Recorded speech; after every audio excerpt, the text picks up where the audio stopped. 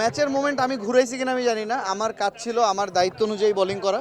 আমার কোচ কিংবা আমার অ্যানালিস্ট আমাকে যে দায়িত্ব দিছে, আমার ক্যাপ্টেন যে আমাকে ট্রাস্ট করে হাতে বলটা দিছে, আমি খালি ওই বিশ্বাসটা রাখছি ভাই।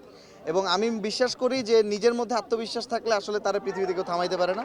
বাকি কাজটা আল্লাহর করছে, আমি খালি জাস্ট আমার কাজটা করে গেছি। যেভাবে হাড্ডাহাড্ডি ম্যাচ হচ্ছিল মানে কোন সময় কি মনে হয়েছিল এই কিছুক্ষণের জন্য যে আসলে ম্যাচটা হেরে যেতে পারে? আমরা আসলে এই কনফিডেন্সটা একবারের জন্য হারাইনি। সত্যি কথা বলি, যখন ব্যাটসম্যানরা যখন চালাচ্ছিল আমরা খালি একটা কথাই বলতেছিলাম যে আমাদের টার্গেট ছিল ওভার প্রতি 7 থেকে 8 রান দেয়া, এর বেশি না। যদি 7 থেকে 8 রান আমরা দেই তাহলে ব্যাটসম্যানদেরকে প্রেশার রাখা যাবে, এবং তারা প্রেশার আছে, আমরা না। কারণ আমরা আরামসে ব্যাটিং করে 170 প্লাস স্কোর আনছি, এবং এই জায়গাটাতে আমাদের সবচেয়ে বড় প্রেশারটা রিলিজ হয়ে গেছে, এবং আমরা আসলে ওই ভয়টা একবারও পাইনি। এবং যার কারণে আমি যখন স্পেশালি বোলিংয়ে ছিলাম, পাভেল ভাই ছিল, দাউদ ভাই ছিল, এরা যখন বোলিং করছে তারা খুবই কনফিডেন্ট ছিল। প্লাস আমি তাদেরকে এফোর্ট দেওয়ার চেষ্টা করছি যে আমরা যাতে ওই জায়গাটা থেকে ম্যাচের মোমেন্টামটা থেকে বের না হই। ফাইনাল নিয়ে আসলে পরিকল্পনা কি ভাবছেন? আমাদের পরিকল্পনা খুবই সিম্পল।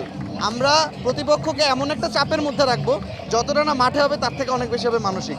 এই প্রেশারটাই আমরা রাখতে চাই, এবং আমরা চ্যাম্পিয়নের মতো এই ম্যাচটা জিতছি, আমরা চ্যাম্পিয়নের মতো ফাইনালটা জিততে চাই ইনশাল্লাহ। মাঠে 11 জন খেলছিলেন, বাকি সদস্যরা এখানে চেয়ার আপ করছিল আসলে সুপার ক্রিকেটও বা এই টাইপের, ঠিক আছে?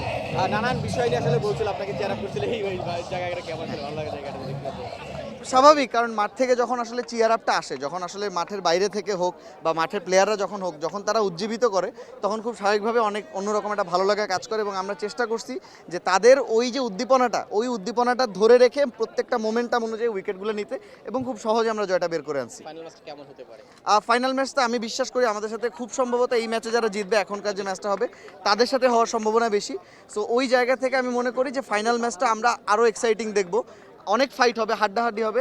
আল্লাহর কাছে অনেক রিকোয়েস্ট থাকবে, দোয়া করবো যে আল্লাহ আমরা যাতে জিততে যাই, এবং ইনশাল্লাহ আশা করি আমরা ম্যাচটা জিততে সুন্দর মতো চ্যাম্পিয়নই বাইরে হয়ে আসবো। শেষ।